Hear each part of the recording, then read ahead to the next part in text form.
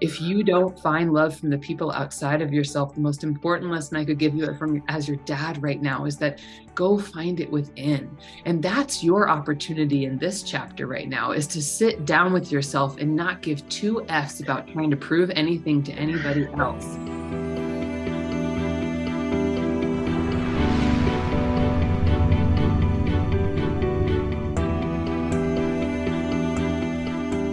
Dad definitely wants to step forward. He says, sorry for the shouting. Do you understand, like, Yeah. overhearing fights?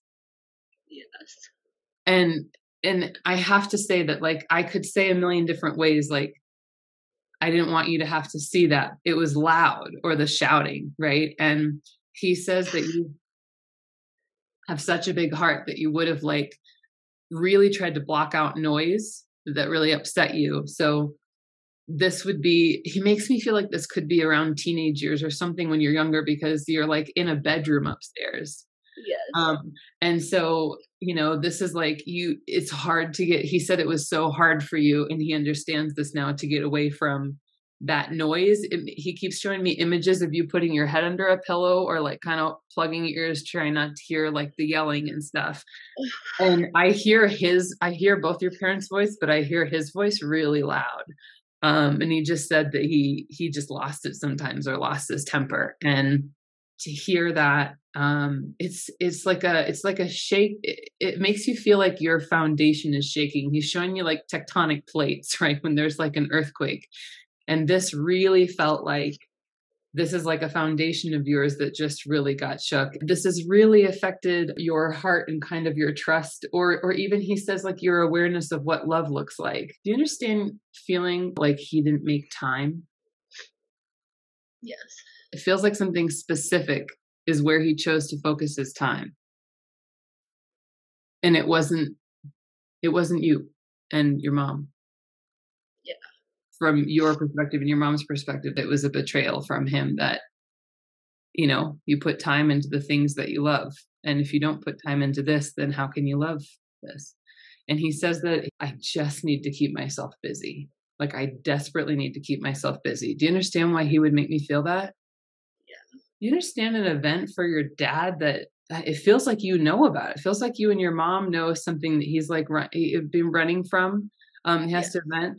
It feels like a loss or something. It makes me feel like I got to keep busy, like I can't cope, type of thing.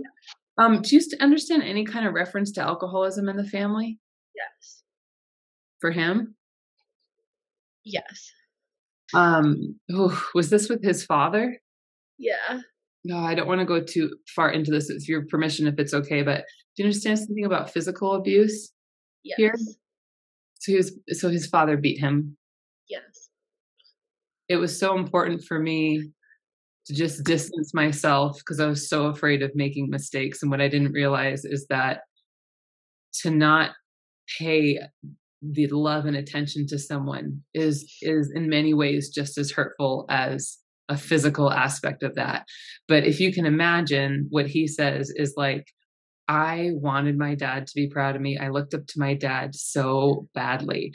And he really feels like he was beaten quite badly at times, and that this was just like the worst feeling.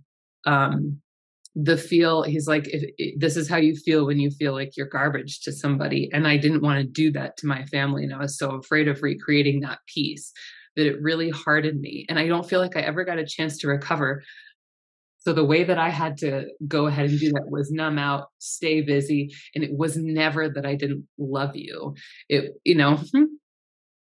was never that I wasn't crazy about my girls, but it wasn't in the cards for me. I wasn't able to figure out the way to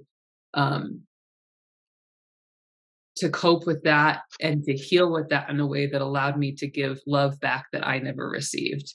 And I understand now that we can all go within and give ourselves that love. And this is one of the uplifting ways that he wants to come in right now and just say, if you don't find love from the people outside of yourself, the most important lesson I could give you as your dad right now is that go find it within. And that's your opportunity in this chapter right now, is to sit down with yourself and not give two F's about trying to prove anything to anybody else. You understand why he's telling me about that? He says, if you Mhm. hear nothing else in this right now, the best dad I can be right now at this moment is to tell you that you're totally worthy. And your opportunity right now is to build yourself up with your own confidence fed to you by yourself. And that will radiate everywhere else. I didn't get to learn the lesson now, so I'm coming through. It makes me feel like he completely orchestrated our time to get together today because he needs that message more than ever. Do you understand what I'm saying right now? Mhm. You don't have anything to prove to anyone. He sees your heart and all of the love that you have to give, but a lack of confidence and worthiness in yourself keeps it kind of trapped inside. He says you feel like you have so much love to give, but it's kind of locked up a little bit, because of it's like the trust thing or the go Yeah. sour thing. But he really wants me to tell you about this idea that life actually gets better and better because what I see on your path for you and what he feels confident about is that you are quite reflective, introspective, you're very open, you're willing to learn. He says you're not a fixed mindset person at all, although you feel very trapped in some of these thoughts or worries or fears. And it feels like a cycle, right? He's clapping right now. He says that you've got some therapy or help around that piece. Do you understand that at all? Okay, Yeah. he says, "I love that." It doesn't feel like he would have done that for himself when he was here, so it's a big deal for him to say it right now, but he's just like, "Bravo, good on you for doing the thing I didn't have enough courage to do. Everyone in the world should have a therapist, and this is for you." Now, this is really interesting. There's some kind of therapy where people do different they look back and forth and do Yeah. this eye thing. Have you been doing Yes. that? Yes. He's saying that you've been doing that. I don't even know what it's called. I've heard people talk about it one time Yes. where you look over and you look back and it's reprogramming the loops. He says, "Good on you," because that's what this is about. He's talking about how you're rewiring your brain right now, and that's really happening. And he said that that's a great technique for you. And he said, "Don't be afraid to open up to other things." He says, like, this is a great thing, but this isn't something you don't need to work through me to talk to your dad. This is just Yeah. jump starting that. So don't Yeah. rely on this, but it's good to rely on that kind of any kind of therapy that helps reprogram. He's saying there's 2 to 3 specific thoughts that you're trying to reprogram right now that are Oh about my like things god. turning out better and starting to understand that what's happened in the past is not how stories end going forward. It's completely up to you. The more you start to rewire and think about things getting better, or you start imagining endings you would like, your brain can't tell the difference. And so keep doing that piece. He says you're going to notice in 6 months a big jump forward of your mind is starting to open to, wow, things are actually like improving. She really needs to hear this from somebody that's much more objective than family and friends. Do you have a really good girlfriend or friend figure here? So like there's one other person. It's like you talk to her about this kind of stuff. He says she's gone through similar things. Do you understand that? There's like he's saying like he's just sending out lots of love to this person. Says this is like an important woman in your life. Feels like it would be either your age or she's either your age or a little bit older. It kind of feels mentory and friendshipy to me, but you Yeah. two, you feel very safe with her. Doesn't I'm Yeah. not sure it's a family member. It's either an aunt or a close friend, but this is like somebody who's a close friend that you can really confide in. This is one of the most trusting relationships you have in your life right now. And he Yeah. loves that. He just says these kinds of friendships can be multiplied. It doesn't need to just be one person that you trust in life. Does that make sense to you? Yeah. Huge apologies to your mom that have to be passed on from him. He like won't let me move on for a second. He also says that she might say F off. I don't know if that's the Yeah. case. Okay. She's very angry about this still, even though he's passed. But that see, like the anger kind of locks in the grief too. So she doesn't show the grief. He says she shows the anger. And I Yeah. mean, it's kind of like good riddance. Do you understand that piece? Yes. Oh, wow. Okay. So, but the thing that he says though is your biggest opportunity, and this is not your job, by the way, this is not a to do on your list, but you working on you and giving that forgiveness if you can and if you're able for him is something your mom gets to watch because the most powerful thing for her is to watch you be lighter in your life and create happiness for yourself. You are able and willing to forgive because I feel like there's a part of you that's starting to forgive even in this moment a little bit. Okay. He says, if I could go back all over again, I'd spend way more time with you. Do you play sports? Was there a soccer reference somewhere in here? Do you understand anything about that? Yeah. Did you skip some of your soccer games? Yeah. Oh, okay. Well, he just makes me feel like he just says like I'm an a-hole for not being there. Like if I could go back again, I'd like watch things like that because he just shows me that piece. I'm not surprised. I played soccer when I was young, so he's definitely using that off my frame of reference. He says he skipped a lot of games. Makes me feel like he skipped a lot of games. He wasn't there. Did you also play basketball when you were in high school? Yeah. Yeah.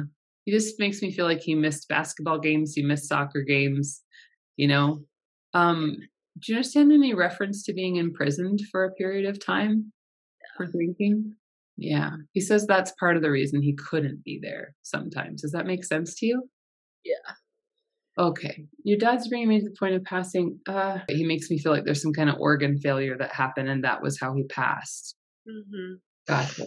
Okay. He just makes me feel like you know that he struggled so much to have peace while he was here, Yeah. but that he very much has found peace at this point and has a greater understanding, but says when he looks back at this, he really wants you to know that he understands all the places that he went wrong. And it was just so difficult to be strong enough to learn how to show love. It just was so difficult to learn how to show love. We're getting near the end. I feel like there's a little bit more here. Are you doing okay?